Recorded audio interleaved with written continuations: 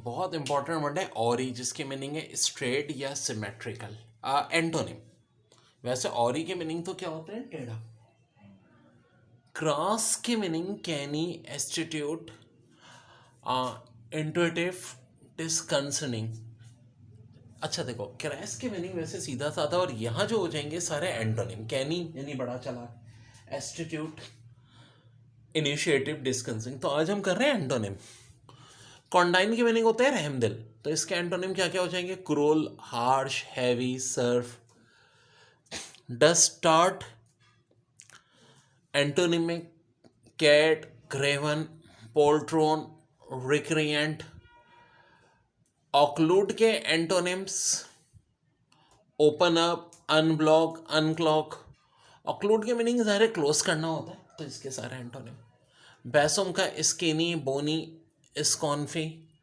Rival का के antonym में प्रेस, एक्सटॉल, यूलोजाइज, एप्लाउड। रिवाइल कहते हैं किसी पे तनकीद करना, और ये सारे के सारे इसके एंटोनिम्स हो गए। दोबारा देख लें एंटोनिम्स की लिस्ट। ऑरी के स्ट्रेट, सिमेट्रिकल। गिरास के कैनी, एस्ट्यूट, इनिशिएटिव, डिस्कंसिंग। कॉन्डाइगन के क्रूल, हार्श, हैवी, सर्फ। डेस्डार्ट के कैट, क्रेवन, पोल्ट्रॉन, रेक्रेंट। ऑटलोड के ओपन अप, अनब्लॉक, अनक्लॉक। बेसोम के स्किनी, बोनी, स्क्रोनी। रिवाइल के प्रेस, एक्सट्रोल, यूजुलाइज, अपलाउट। प्यारे बच्चों, एक और बड़ा प्यारा सा question. This is based on a number. Factors including the gold, bullion and bond, reserve that are held by the government। तो देखो सेंटेंस में कह रहे हैं this is based on a number, ठीक है। ए यहां तक हो गया हमारा। फिर factors including the gold, bullion and bonds, यहां तक भी reserve that are see by the government. तो ज़रा सेंटेंस को शुरू से देखते हुए चलें। This is based on a number, चलो ठीक है। फैक्टर्स, अब आ नंबर के बाद फैक्टर्स है। फैक्टर सिंगुलर नाउन है या प्लूरल? साफ दिख रहा है प्लूरल है। क्या प्लूरल आता है आ नंबर के बाद? Well well well, a number of के बाद तो आता है, और यहां जबकि खाली आ नंबर है तो यहां लग जाएगा आ नंबर ऑफ। यानी एक तो गलती ये में आ नंबर ऑफ। आप बोलोगे सर ये ऑफ बाद में भी तो हम लगा सकते हैं, इसको हम बी क्यों नहीं कह रहे? भाई देखो, ऑफ हमेशा आ नंबर के साथ ही जोड़ा होता है। A number of factor including the gold, bullion and bond. आगे चेक करते हैं। Reserve that are hold by the government. अब देखो बाय एक प्रोपोजिशन है, और ये एक बड़ा इंपॉर्टेंट रूल रखो, बाय प्रोपोजिशन से पहले अगर वर्ब हो, जी हाँ, बाय प्रोपोजिशन से पहले अगर वर्ब होगा तो मेन वर्ब की हमेशा थर्ड फॉर्म आती है। क्या ये थर्ड फॉर्म है? नहीं जी, होल्ड तो थर्ड फॉर्म नहीं होती, हेल्ड थर्ड फॉर्म होती है। तो एक तो यहाँ होल्ड की जगह हेल्ड हो जाएगा, दूसरा यहाँ आ नंबर की जगह आ नंबर ऑफ। देखिए बड़ा अच्छा एरर डिटेक्शन का concept, the traditional concept of cash. अगर गलती यहाँ है तो हमारा आंसर हो जाएगा ये। देखो एरर डिटेक्शन में हमें करेक्शन नहीं करनी होती, सिर्फ बताना होता है कि एरर कहाँ है। हैज़ मॉडल्ड ऑन, और यहाँ गलती है तो भी। Certain rule recording number of currencies that can, यहाँ तक गलती है तो C. Actually be printed by the central bank. अब देखो एग्जाम में ए बी सी डी में से एक गलत होता है। अभी मैं प्रैक्टिस करा रहा हूँ तो हो सकता है एक के बजाय दो गलतियाँ भी हो। तो एरर डिटेक्शन यार, इंग्लिश अच्छी खासी पढ़ने के बावजूद मास्टर इन इंग्लिश वाले भी गलती कर जाते हो, क्यों? वो ट्रिक्स, वो रूल्स तुम लोगों नहीं पता होता जो मैं फॉलो कर रहा हूँ। अब देखो उन रूल्स पे चलो, कभी गलती नहीं होगी। स्टार्ट में है दी, एक आर्टिकल है। ट्रेडिशनल कॉन्सेप्ट है, ट्रेडिशनल कॉन्सेप्ट एक नाउन है। ऑफ कैश, जनाब कुछ ऐसी फॉर्मेशन आ रही है, दी है फिर नाउन है फिर ऑफ है फिर नाउन है, बिल्कुल करेक्ट। ऑफ से पहले भी नाउन, ऑफ के बाद भी नाउन, जबरदस्त सही चल रहा है अभी तक कंस्ट्रक्शन। हैज़, हैज़ क्या है? एक हेल्पिंग वर्ब है। अब हेल्पिंग वर्ब के बाद वर्ब तो आना चाहिए, लेकिन वो वर्ब सब्जेक्ट से मैच कर रहा है या नहीं। तो देखो सब्जेक्ट वर्ब एग्रीमेंट के लिए एक बड़ी ज़बरदस्त ट्रिक बताता हूँ। तीन टाइप की गलती हो सकती है, पहली टेंस की, दूसरी नंबर यानी सिंगुलर या प्लूरल, तीसरी वॉइस। इनके अलावा और कोई नहीं होगी। ये चीज़ पकड़ लो तो सब कुछ हलवा हलवा हो जाएगा। तो देखो, the sentence the traditional concept of cash has modelled on certain rule recording number of currencies that can actually be printed by the central bank. देखो, कैन भी आ रहा है, हैज़ भी आ रहा है, तो यार टेंस का तो मसला नहीं है, सारा प्रेजेंट टेंस चल रहा है। ओके जी। नंबर सिंगुलर या प्लूरल, तो the traditional concept of cash एक सिंगुलर नाउन है तो सिंगुलर वर्ब होना चाहिए हैज़। यार ये भी इट्स ओके, मसला नंबर का भी नहीं है। वॉइस का देखते हैं, एक्टिव वॉइस या पैसिव वॉइस। अभी बहुत अच्छी ट्रिक याद रखो, देखो हैज़ के बाद मेन वर्ब की थर्ड फॉर्म अगर डायरेक्ट हो तो एक्टिव वॉइस, और हैज़ के बाद बीन लग करके, हैज़ के बाद बीन लग करके मेन वर्ब की थर्ड फॉर्म हो तो पैसिव वॉइस। यहाँ क्या है, हैज़ के बाद डायरेक्ट मॉडल रखा है, इसका अलावा सेंटेंस जो अभी क्वेश्चन में मौजूद है एक्टिव वॉइस, अब यहाँ एक्टिव होना चाहिए पैसिव होना चाहिए, इसके लिए ज़रा सेंटेंस को पढ़ना पड़ेगा ना। एक्टिव जब हम काम करते हैं, पैसिव में जो काम होता है, the traditional concept of cash has model on certain rule. ना ना ना ना ना ना ना ना, देखो the traditional concept of cash has model on certain rule, ये तो सर्टेन रूल पर होता है। तो लगे बंदो, यहाँ तो एक्टिव नहीं आना चाहिए, यहाँ तो पैसिव होना चाहिए था। यानी कि बच्चों क्या होना चाहिए था, हैज़ मॉडल की जगह हैज़ बीन मॉडल। एक तो यहाँ गलती है बी में, यहाँ होना चाहिए हैज़ बीन मॉडल। और कोई गलती है? जी जनाब, आगे देखो सर्टेन आ गया। अब सर्टेन के दो रूल होते हैं, खाली सर्टेन है तो उसके आगे प्लूरल नाउन होगा, असर्टेन है तो सिंगुलर नाउन होगा। यहाँ क्या है, खाली सर्टेन है। सर्टेन है तो प्लूरल नाउन होना चाहिए, रूल तो सिंगुलर नाउन है। अबे प्लूरल नाउन लगाओ ना, रूल्स कर दो इसको।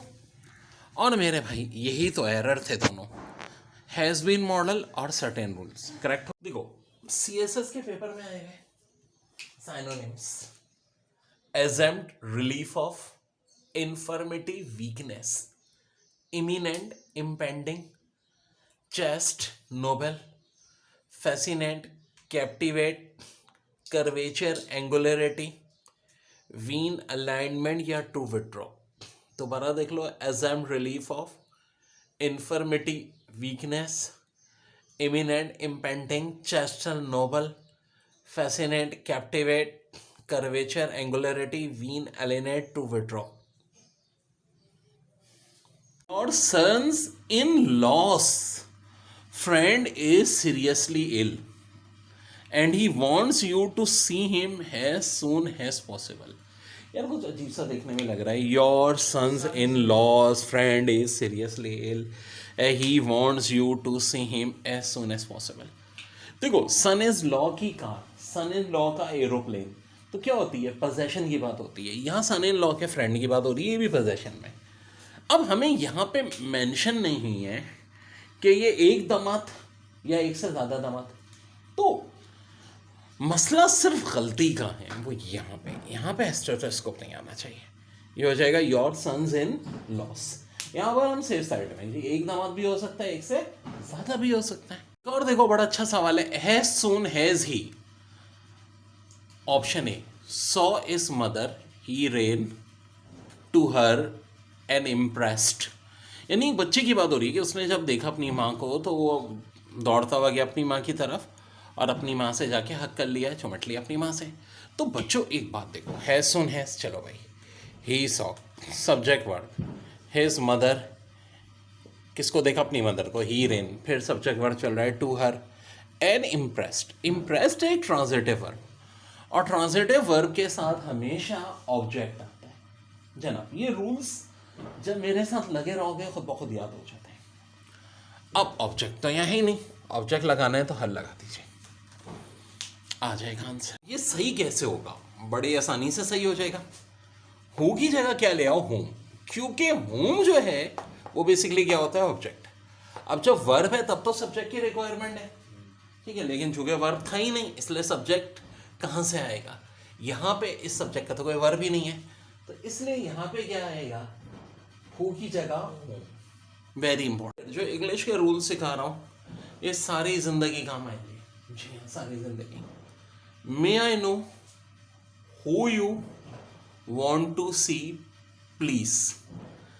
मे आई, अगर गलती यहाँ है में या आए में, तो ए आंसर होगा हमारा error detection. No who you want, अगर यहां गलती है तो भी टू सी प्लेस तो सी। अब देखो एक एक वर्ड से एरर डिटेक्शन बहुत मुश्किल चीज होती है, मेरी मैजिकल ट्रिक से करोगे कभी गलती नहीं होगी। हर वर्ड से पूछोगे भाई इजाजत लेकर आ रहे हो या नहीं आ रहे। देखो मे आए, ये एक वर्ब है, ये इसका सब्जेक्ट है, हर वर्ब का सब्जेक्ट लाजमी होगा, वर्ड सब्जेक्ट के बगैर आ ही नहीं सकता। नो हु यू, अब हु यू वांट, यार ये वांट का कोई सब्जेक्ट है, बिल्कुल जी यू है। टू सी प्लीज, यार वांट का भी सब्जेक्ट आ गया और मे का भी सब्जेक्ट आ गया। अब ये हु, इसका वर्ब कहाँ है? देखो एक बात सुनो, सीधी सादी बात है, वर्ब हो तब सब्जेक्ट आता है, यहां तो इसका कोई वर्ब ही नहीं है। और अगर वर्ब ना हो तो सब्जेक्ट की जगह फिर क्या आता है? ऑब्जेक्ट आता है। और ऑब्जेक्ट यहां पर क्या है?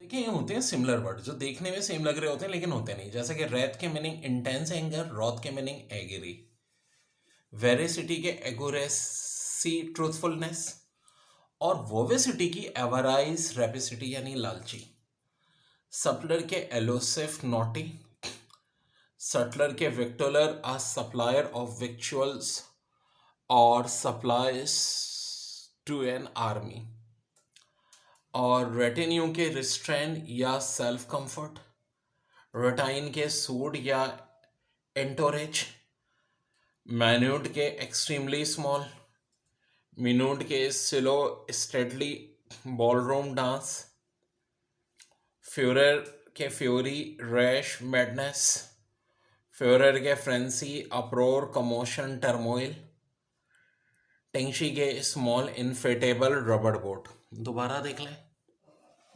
रेत intense anger, wroth angry, veracity accuracy truthfulness, voracity avarice rapacity, suppler एलोसिफ naughty, sutler victualler a supplier of victuals और supplies to an army, Ration, sword, entourage, minute, extremely small, minute, a slow, steadily balloon dance, furor, fury, rash, madness, furor, frenzy, uproar, commotion, turmoil, Denchika, small, inflammable rubber.